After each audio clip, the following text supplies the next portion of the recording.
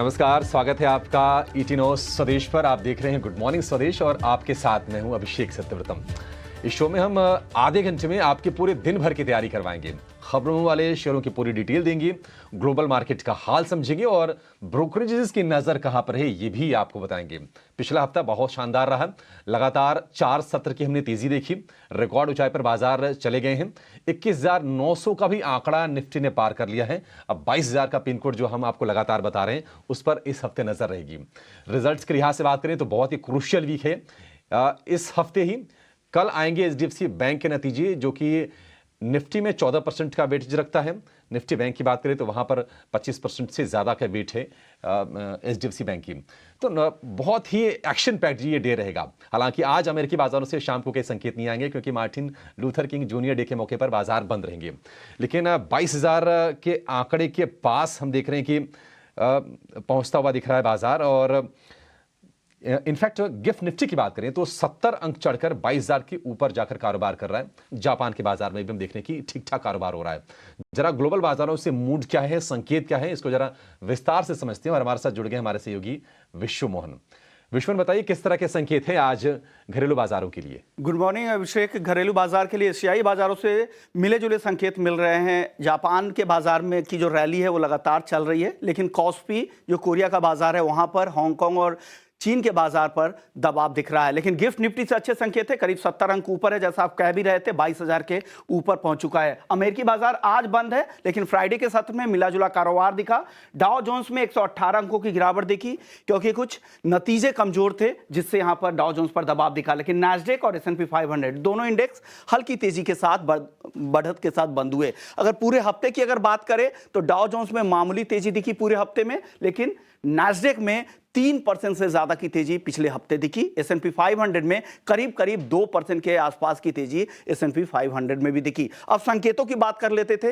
Result season की शुरुआत हो चुकी है अमेरिकी बाजारों में। 4 बड़े बैंक, बिग 4 बैंक्स के नतीजे थे। Bank of America, JP Morgan chase, city bank, Wells Fargo. नतीजे मिले जुले थे, कुछ नतीजे कमजोर भी थे, जिसमें जेपी मॉर्गन और सिटी बैंक के नतीजे कमजोर थे, लेकिन चारों ही बैंकों पर दबाव दिखा। यूनाइटेड हेल्थ, उसके नतीजे अनुमान से बेहतर थे। डेल्टा एयरलाइंस, उसके नतीजे अनुमान से बेहतर थे, लेकिन बाजार को पसंद नहीं आए नतीजे। दोनों ही शेयर में काफी गिरावट दिखी और उसका दबाव डाउ जोन्स पर दिखा है।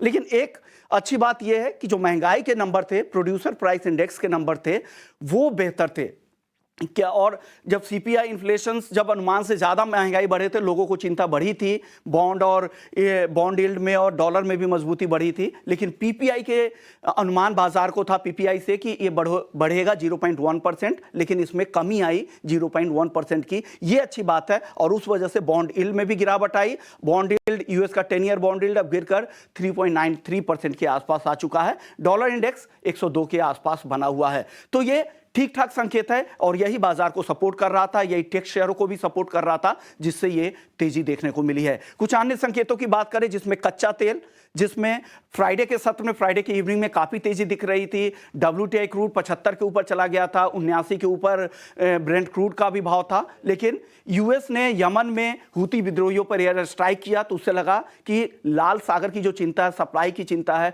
वो कम करने की कोशिश हो रही है। वो उससे फिर दबाव बना कच्चे तेल में, वापस से ब्रेंट क्रूड का भाव $78 के आसपास आ चुका है। कॉमेक्स में, गोल्ड में रैली दिखी, क्योंकि बॉन्ड यील्ड में नरमी आई है। महंगाई के नंबर्स बाजार को पसंद आ रहा है। महंगाई में जो नरमी आई है उसमें कॉमेक्स गोल्ड को सपोर्ट आ रहे हैं। कुल मिलाकर आज गिफ्ट निफ्टी को भी सपोर्ट दिख रहा है और 22,000 के ऊपर आज उम्मीद करें कि 22,000 के ऊपर निफ्टी भी जाए। अभिषेक,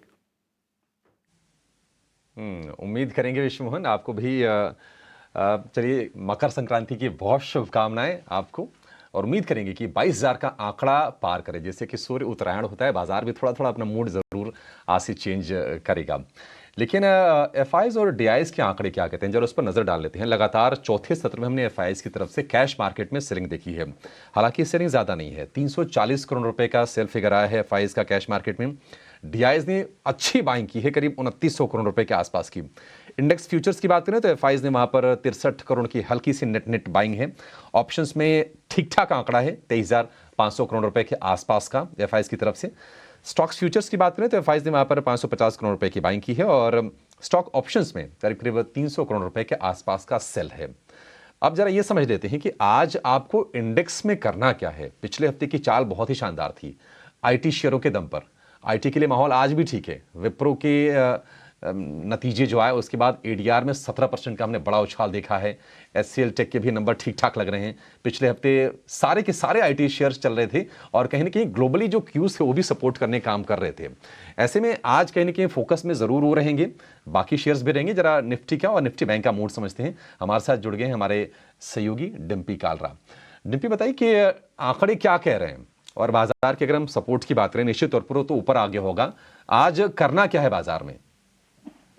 शुक्रिया अभिषेक। पहले तो आपको मकर संक्रांति की बहुत बहुत शुभकामनाएं हमारी तरफ से। और दूसरी बात यह है कि देखिए, फ्राइडे के सेशन में ठीक फेस्टिवल से पहले ही मार्केट ने 21,800 के ऊपर क्लोजिंग दी थी।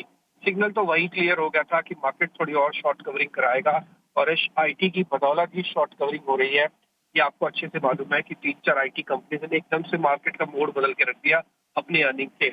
अभी तो 2 अर्निंग्स का डिस्काउंट होना बाकी है, तो इसलिए आज 22,000 का जो आप लेवल देख पा रहे हैं वो आपको आता हुआ दिख सकता है, जो गिफ्ट निफ्टी के अंदर है।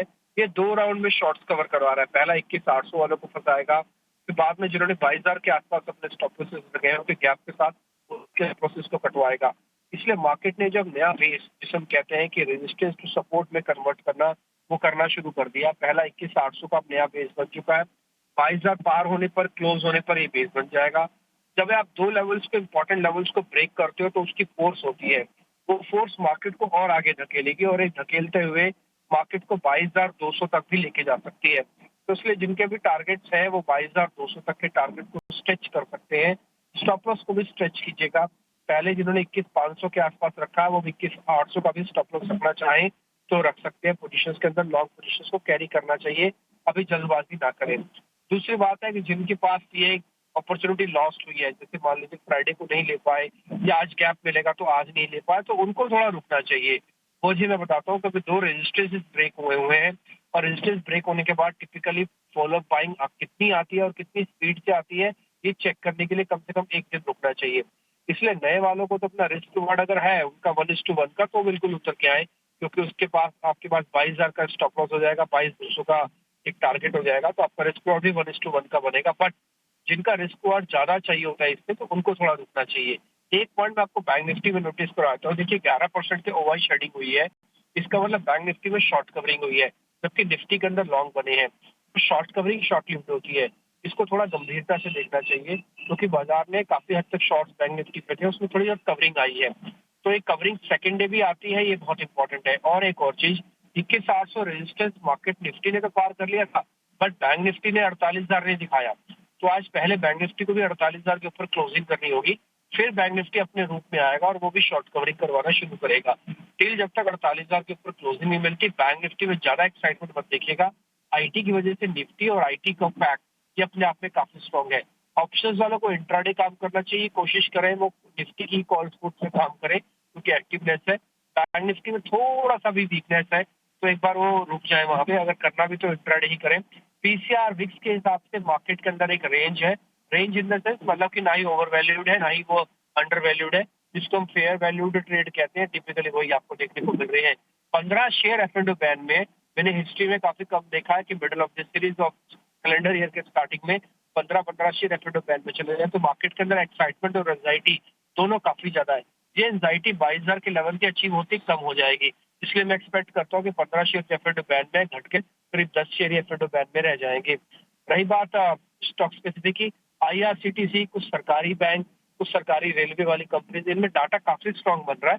आप चाहें तो यहाँ पे एक बार गौर कर सकते हैं। ठीक है, बिल्कुल बिल्कुल। डिम्पी ने बिल्कुल गागर में सागर भरने वाला काम किया है और 2 मिनट में आपको पूरा का पूरा आज दिन भर में आपको किस तरह से ट्रेड करना है, इनफैक्ट इस हफ्ते में आपको कैसे आगे बढ़ना है, वो पूरा का पूरा सार डिम्पी ने आपको समझा दिया।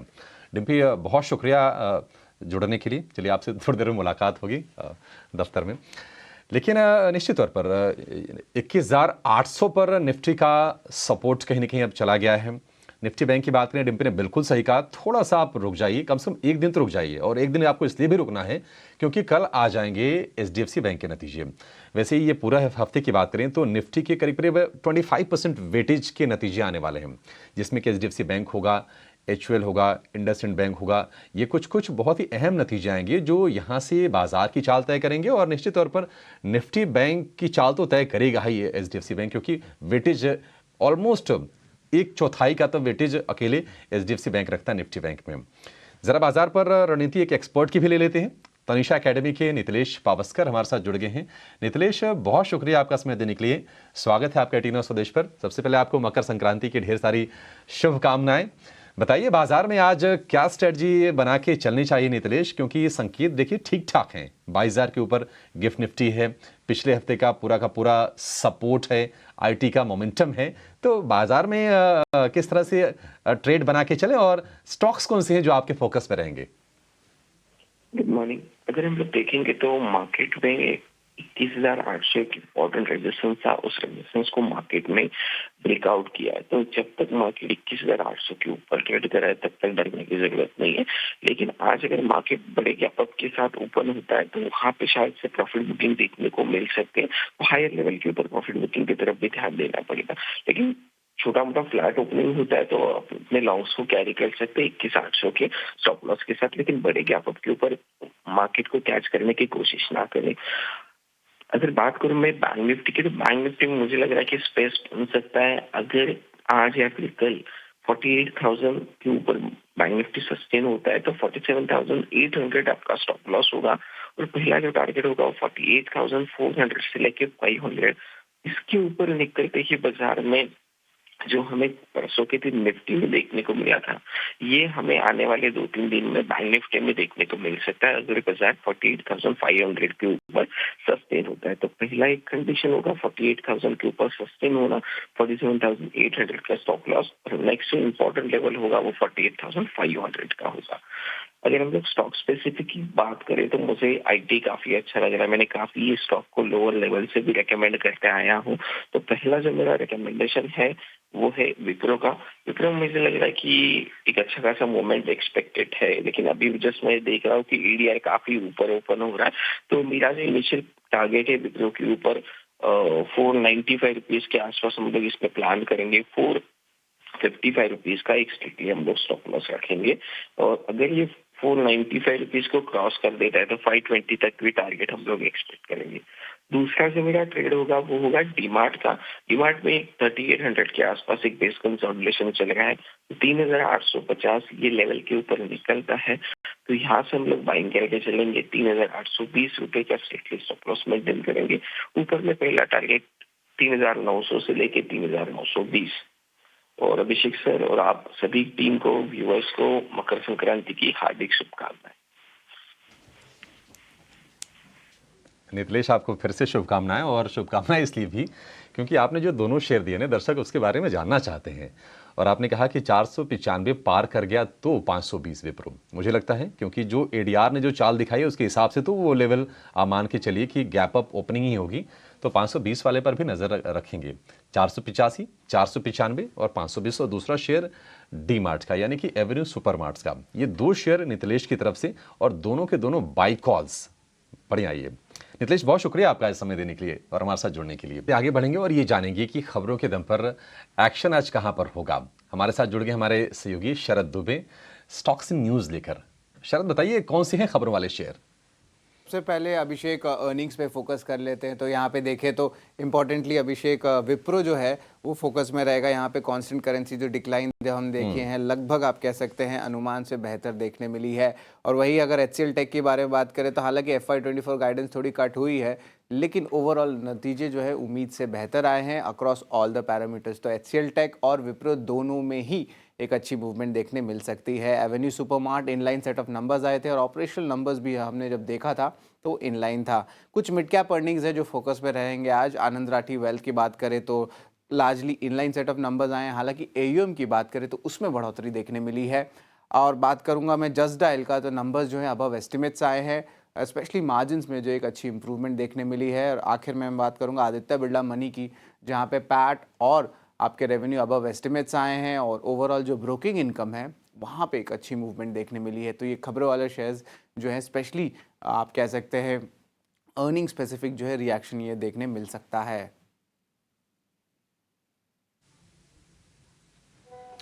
जी बिल्कुल। बिल्कुल, तो और ये नतीजों के दम पर जहां एक्शन दिखेगा वो आपको शरद ने बता दिया। विप्रो एडीआर से संकेत काफी हद तक साफ हो गए हैं कि ओपनिंग तो गैप अप ही होगी। लेकिन शरद बताइए, खबरों के दम पर कहां फोकस रहेगा आज? जी बिल्कुल। तो ऑफ कोर्स खबरों के दम पे जो फोकस रहने वाला वो है टाटा कंज्यूमर प्रोडक्ट। ये जो है ईटीन और स्वदेश की न्यूज़ ब्रेक कंफर्म हो गई है, जहां पे वो अक्वायर करेंगे कैपिटल फूड्स और ऑर्गेनिक इंडिया। और यहाँ पे ऑफ कोर्स एंटरप्राइज वैल्यू है लगभग, दोनों मिला के लगभग 7,000 करोड़ का ये टोटल एक्विजिशन होगा।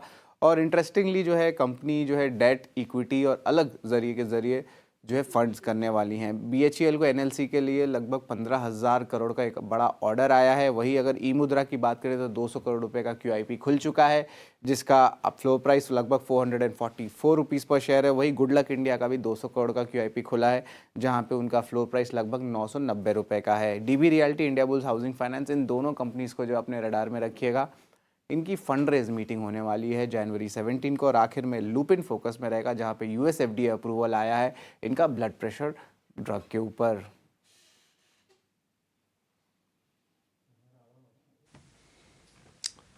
ठीक है, शुक्रिया शरद, ये तमाम अपडेट्स बताने के लिए कि आज फोकस कौन से शेयरों पर रहेगा अर्निंग्स के दम पर, और जो न्यूज़ बेस्ड जो अपडेट्स आए हैं। टाटा कंज्यूमर निश्चित तौर पर ये एक बढ़िया डील है और लगातार अपने जो बास्केट है टाटा कंज्यूमर उसको बढ़ा रहा है, तमाम प्रोडक्ट पोर्टफोलियो को ऐड कर रहा है। और उसी दिशा में ये भी एक चीज़ है, कैपिटल फूड्स और ऑर्गेनिक इंडिया के अधिग्रहण की घोषणा है। 5100 करोड़ रुपए में कैपिटल फूड्स का और 1900 करोड़ रुपए में ऑर्गेनिक इंडिया का अधिग्रहण करेगी टाटा कंज्यूमर। निश्चित तौर पर यहां पर आप आज फोकस जरूर करके चलेगा। बीएचईएल 200 रुपए के आसपास जाकर अब ये शेयर कारोबार कर रहा है बीएचईएल का, लेकिन एक्शन आज इसमें बड़ा होगा, ये साफ तौर पर दिख रहा है। क्योंकि 15,000 करोड़ रुपए का ऑर्डर छोटा मोटा नहीं होता। बीएचईएल के लिए ये ऑर्डर बहुत काम का है। बॉयलर, टरबाइन, जनरेटर सप्लाई करने के लिए ये ऑर्डर मिला है। तो निश्चित तौर पर यहाँ पर आपकी नज़र आज खास तौर से होनी चाहिए। 2 शेयर कम से कम आज आप खबरों के दम पर नज़र बना के रखिए, और कहीं ना कहीं लुपिन के शेयर पर भी फोकस रखिए, क्योंकि उनको ब्लड प्रेशर की दवा के लिए यूएसएफडीए से एक मंजूरी मिल गई है। बढ़िया है। अब ये जरा जान लेते हैं कि कमोडिटी बाजार में आपके लिए मौके कहाँ पर बनेंगे और आपको ट्रेड कैसे करना है। हमारे पास जो रिकमेंडेशन आई है वो आई है कुंवर जी कमोडिटीज़ के हेड ऑफ रिसर्च और फंड मैनेजर रवि दियोरा की। इनकी सलाह है कि नेचुरल गैस में आपको जनवरी वाले कॉन्ट्रैक्ट में खरीदारी करनी है। टारगेट होगा 286 का, स्टॉप लॉस 264 रुपये का लेकर चलना है नेचुरल गैस में। चांदी की बात करें तो मार्च वाली ये सीरीज़ की बेचनी है आपको, और टारगेट इसमें 71,900 का बनेगा, और स्टॉप लॉस 73,200 पर आपको लगाकर चलना है। तो ये कमोडिटी बाजार में आपके लिए पिक्स की आपकी कमाई कहां पर होगी। आखिर में ये जान लेते हैं कि ब्रोकरेजेस की रिपोर्ट्स कैसी आई हैं, दमदार एक्शन कहां पर दिखेगा। वामाक्षी हमारे साथ हैं। वामाक्षी, गुड मॉर्निंग, बताइए कौन सी रिपोर्ट्स हैं आज के लिए खास। करेंगे हम कुछ नतीजों के साथ HCL टेक पर हम देख रहे हैं कि काफ़ी सारे ब्रोकरेज हाउसेस की तरफ से रिपोर्ट आ रही है। जेफरीज का कहना है कि Q3 के नंबर्स अनुमान से काफ़ी मजबूत आए हैं HCL टेक के लिए। इनफैक्ट हालांकि कंपनी ने अपनी ग्रोथ गाइडेंस जो है वो लोअर कर दी है 5 to 5.5% तक, और ये लार्जली एक्सपेक्टेशन के मुताबिक है। तो ओवरऑल जेफरीज ने HCL टेक पर अपनी होल्ड की राय को बरकरार रखा है। एम्बिट का कहना है कि काफ़ी बेहतर नंबर्स आए हैं कंपनी की तरफ से, मगर वैल्यूएशंस के चलते ये थोड़े साइडलाइंस पर ज़रूर नजर आ रहे हैं, जिसके चलते एम्बिट ने HCL टेक पर अपनी बिकवाली की राय को बरकरार रखा, मगर अपना टारगेट प्राइस बढ़ाया है। विप्रो पर जेफरीज का कहना है कि Q3 के नंबर्स अनुमान से बेहतर आए हैं, लार्जली बेटर मार्जिन के चलते। Q4 की गाइडेंस ज़रूर कंपनी ने वीक की है, और overall continued head count decline भी पॉजिटिव नहीं है, जिसके चलते उन्होंने अपनी अंडर परफॉर्म की राय को बरकरार रखा है। बैंक ऑफ अमेरिका का विप्रो का कहना है कि डिमांड कमेंट्री काफ़ी ऑप्टिमिस्टिक नजर आ रही है, पहले और अपने पीयर्स के मुकाबले टेपिड क्वार्टर रहा है, मगर कमेंट्री बेहतर रही है। ओवरऑल उनकी तरफ से अंडर परफॉर्म की राय आ रही है। HDFC लाइफ पर मक्वारी का कहना है कि Q3 में VNB ग्रोथ अनुमान से कमज़ोर कंपनी ने रिपोर्ट की है, मगर कंपनी ने अपनी ग्रोथ गाइडेंस को रिवाइज किया है। 15% पर थी पहले की ग्रोथ गाइडेंस, और उससे रिवाइज कर 11 to 12% पर किया है। ओवरऑल न्यूट्रल की राय आ रही है। इसके अलावा एवेन्यू सुपरमार्ट्स पर जेफरीज का कहना है कि फेस्टिव सीजन में हाई मार्जिन प्रोडक्ट के सेल्स सॉफ्ट नजर आए हैं, जिसका इम्पैक्ट क्रॉस मार्जिन पर नजर आया है। स्टोर एडिशंस भी वीक रहे हैं, जिसके चलते होल्ड की राय आ रही है जेफरीज की तरफ से। मॉर्गन स्टैनली का कहना है कि क्वार्टर 3 के नंबर्स जो कंपनी ने रिपोर्ट किए हैं वो अनुमान के मुताबिक किए हैं। ओवरऑल इन्होंने ओवरवेट की राय को बरकरार रखा है। इंडिगो पर यूबीएस का कहना है कि प्रोएक्टिव स्टेप्स कंपनी ने ये लिए हैं यील्ड्स को कुशन करने के लिए। ओवरऑल अपसाइड रिस्क जो है मार्जिन पर उन्हें नजर आता है और बेटर कैपेसिटी एडिशन और लोअर क्रूड प्राइसेस नजर आते हैं FY25 और 26 में। तो ओवरऑल यूबीएस ने इंडिगो पर अपनी खरीदारी की राय को बरकरार रखा है और टारगेट प्राइस को भी सिग्निफिकेंटली हाइक किया है, 3000 से 3700 कर दिया है। इसके अलावा एसबीआई कार्ड्स पर यूबीएस का कहना है कि हाई क्रेडिट कॉस्ट के चलते अपसाइड पोटेंशियल लिमिट हो रहा है, ग्रोथ आउटलुक स्टेडी है और ओवरऑल न्यूट्रल की राय के साथ उन्होंने कवरेज शुरू की है। मिंडा कॉर्प पर आखिर में हम फोकस करेंगे। नुवामा की तरफ से रिपोर्ट आ रही है और इनका कहना है कि ईवी शेयर बढ़ सकती है कंपनी के लिए 5%, करंटली जो है 20% तक हो सकता है FY26 तक। ईवी शिफ्ट, स्मार्ट कीज और डिजिटल क्लस्टर्स के चलते करीब 12 से 13% का कैगर नजर आता है FY23 से लेकर 26 तक। तो ओवरऑल नुवामा ने मिंडा कॉर्प पर खरीदार की राय के साथ कवरेज शुरू किया है। शुक्रिया वामाशी। तो ये रहे तमाम ब्रोकरेजेस रिपोर्ट्स, लेकिन आईटी में विप्रो के नतीजे के बाद एडीआर तो ऊपर है, लेकिन ब्रोकरेज हाउसेस का कन्विक्शन नहीं आ पा रहा है। इसको आप ज़रूर अपने फोकस में रखिएगा। चलिए शो को यहीं पर समाप्त करेंगे।